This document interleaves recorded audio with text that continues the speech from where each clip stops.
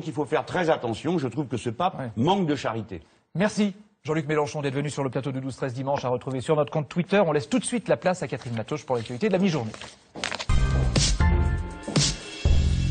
Bonjour Catherine. Bonjour Jean-Luc Mélenchon. Nous commençons par les intempéries dans le sud-est. On peut parler d'une accalmie, la décrue de plusieurs cours d'eau est amorcée, mais la vigilance orange, pluie, est toujours maintenue dans 2 départements, les Bouches-du-Rhône et le Var. Le Var qui reste aussi en vigilance inondation. Ces dernières images commentées par Lila Belli.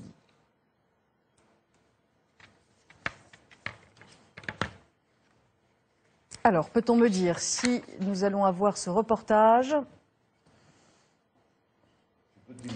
Voilà. Ce quartier est sous les eaux.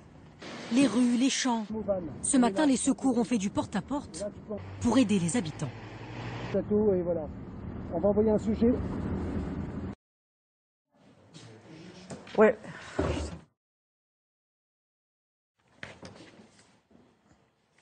Oui, alors nous avons un problème avec le point de la situation dans le département du Var. Sachez qu'à Dijon, 2 policiers ont été placés en garde à vue. Ces policiers sont intervenus lors d'une bagarre dans la nuit de vendredi à samedi près d'une boîte de nuit en centre-ville. Dans le coma, un jeune d'une 20aine d'années est décédé cette nuit. Des images de vidéosurveillance sont en cours d'analyse et des témoins entendus. Une femme enceinte qui ne veut pas poursuivre une grossesse peut demander à un médecin son interruption. Opposés à cet amendement et dopés par l'exemple espagnol, les anti-avortements manifesteront cet après-midi à Paris.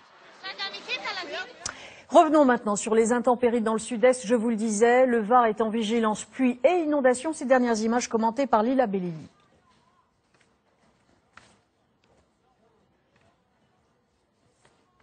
Alors, décidément, nous avons un problème pour diffuser ce reportage. Sachez que dans les Alpes-Maritimes, peu d'évolution de la situation. Le secteur de Monton est l'un des plus touchés par ces intempéries. Les sapeurs-pompiers continuent de déblayer les routes. Je rappelle qu'il y a eu de nombreux éboulements, comme celui à hauteur de 500.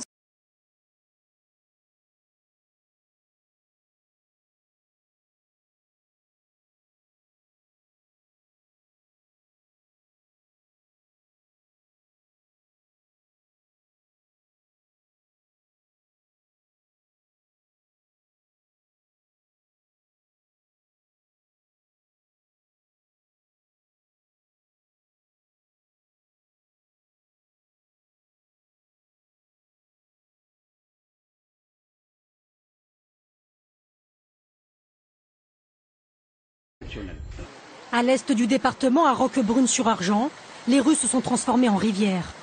La propriétaire de ce vignoble est fatiguée, c'est sa 4e inondation. C'est triste, hein? Et on a l'habitude maintenant. Je ne sais pas qui va nettoyer cette fois-là.